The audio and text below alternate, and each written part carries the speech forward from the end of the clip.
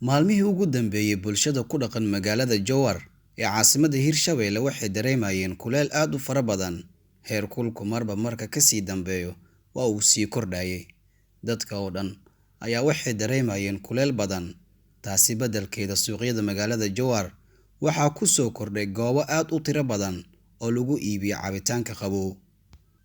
Maanta waxaan maray qaybo ka mid ah suuqa weyn ee magaalada Jowhar, waxaana soo arkay miisas aad u tiro badan oo lagu iibinayo cabitaanka qabow, sida dadka kuleelaha ku lugeynaya ay ugu iibiyaan cabitaan qabow oo diyaarsan.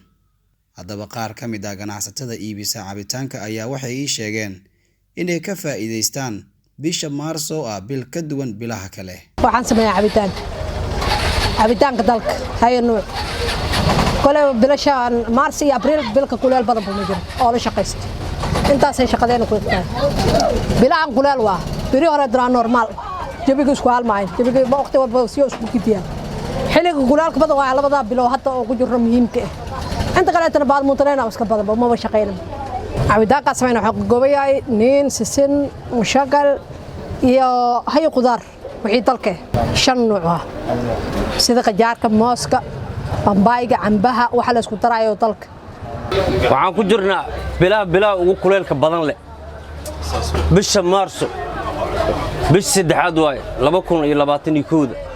waa xilliga ugu cabitaanka loogu qasiti badan yahay oo caadi loo qaso cabitaanka dalka aan qasnaa sida sisinta sida liinta sida qaraha sida qajaarka oo kale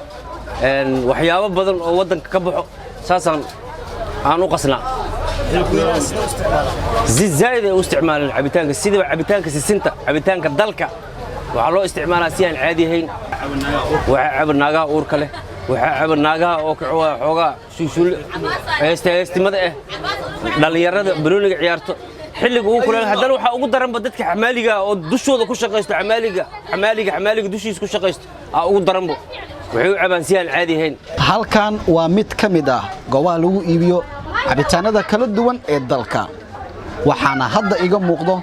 haraad badan iyo kuleel Maarso way ka duwan tahay bilaha kale iyaduna hadda bulshada ku dhaqan magaalada Jowhar ee si badan u isticmaalayaan biyaha qabow iyo cabitaanada dalka. Yusni Maxamed Axmed, Hirshabelle TV, Jowhar.